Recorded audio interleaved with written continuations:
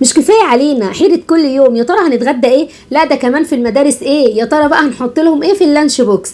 بنبقى دايما عايزين نحط للولاد الحاجه اللي بيحبوها عشان طبعا ما يرجعوش باللانش بوكس مليان، لازم طبعا يخلصوه عشان احنا كمان بنتبسط جدا. يعني يمكن كمان ولادنا اول ما بيجوا اصلا من المدرسه بتفتحي الشنطه وتجيبي اللانش تشوفي اللانش بوكس خلصوا فيه الاكل ولا لسه. ربنا يا رب يبارك فيهم ويحفظهم.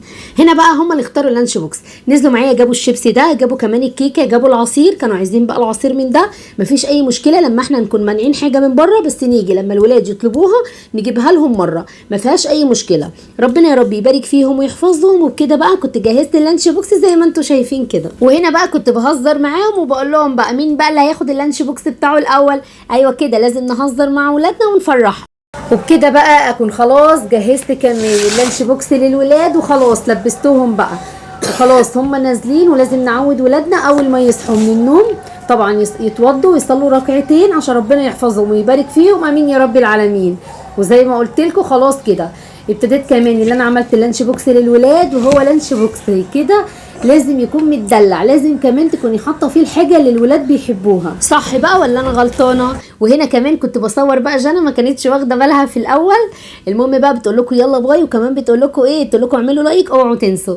وكمان هنا اختها بقى لقيتني بصورها قالت لي وانا كمان يا ماما صوريني. طبعا بيسلموا عليكم جدا وبيحبوا متابعيني جدا جدا. ربنا يا رب يحفظكم ويبارك فيكم، امين يا رب العالمين. طبعا كلكم عرفتوا جانا بتحط الفلوس فين. ايوه بتحطها في ظهر التليفون كده. خلاص يا جانا كله عرف انت بتحطي الفلوس فين. ربنا يا رب يبارك فيهم ويحفظهم، امين يا رب العالمين. خلاص هنا نزلوا بقى المدرسه وابتديت كمان اللي انا خلصت شقتي وغسلت المواعين وروقت وكنست وخلصت كل اللي ورايا.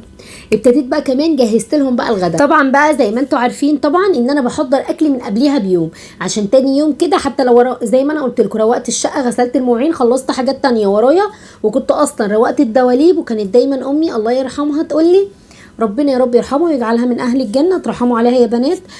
كانت دايما تقول لي اهم حاجه المواعين ما تكونش في مواعين في الحوض، واهم حاجه كمان تكون الدواليب متروقه.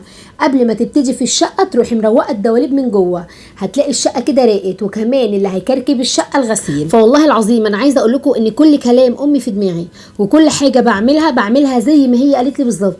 وكل ما اجي اعمل حاجه اقول ماما قالت لي اعمل كذا، ماما قالت لي اعمل كذا. فعشان كده دايما بقول لكم لما تكون بنتك كده عسوله وبنوته شطوره كده وحلوه وكبرت كده تبتدي كمان اللي انت تخليها تعمل معاكي واحده واحده هتلاقيها اتعلمت زي ما احنا اهالينا علمونا. ايوه احنا كنا بنقف ما بنعرفش نعمل حاجه، واحده واحده اتعلمنا. احنا كمان بناتنا كده واحده واحده هيتعلموا.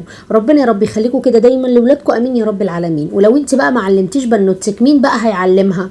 كلامي صح ولا غلط؟ لايك بقى وكومنت حلو منكم وتفعيل زر الجرس عشان ان شاء الله يوصلكم اشعار بكل فيديو انا هنزله.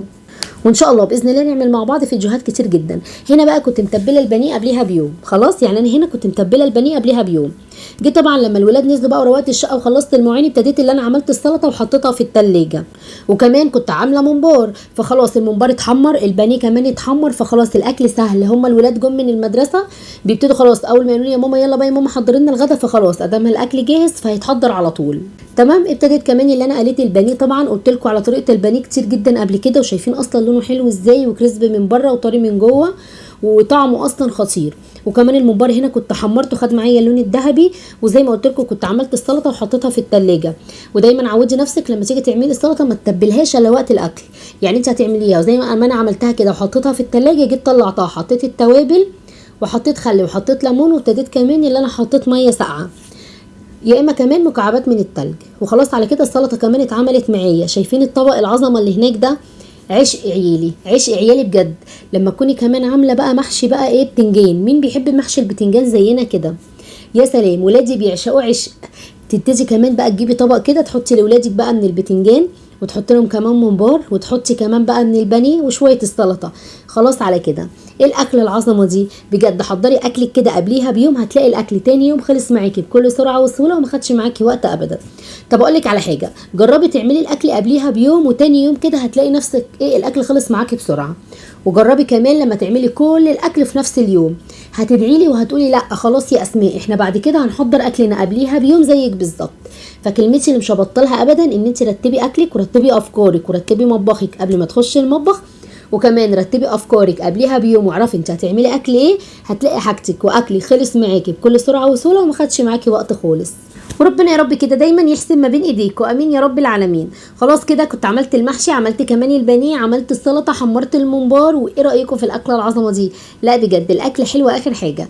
يلا بقى نصلي على النبي مع بعض. اللهم صل وسلم وبارك على سيدنا محمد صلى الله عليه وسلم. ايه رايكم بقى في الاكل؟ خلص وما خدش معانا اي وقت خالص وحلو جدا جدا.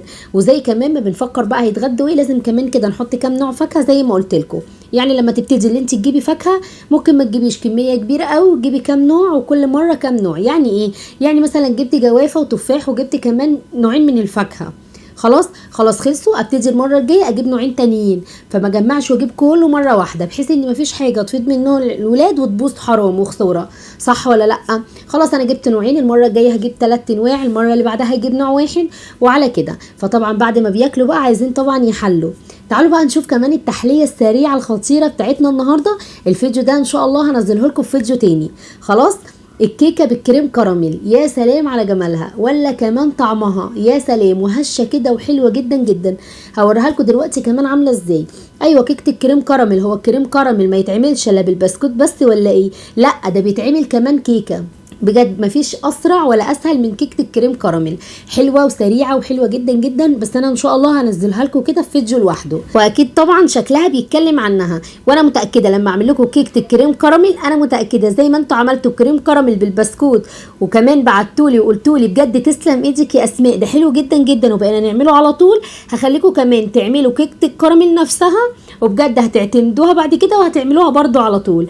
انا زي ما قلت لكم مع اسماء، ولا تفكري ولا تحتاري، احلى الاكلات والوصفات ان شاء الله هنعملها مع بعض. شايفين اصلا الكيكه هشه ازاي وحلوه ازاي ودايبه كده في الكريم كراميل، يا سيدي على الجمال. ان شاء الله نعمل مع بعض وصفات كتير زي ما قلت لكم، واسيبكم في حفظ الله ورعايته، والسلام عليكم ورحمه الله وبركاته.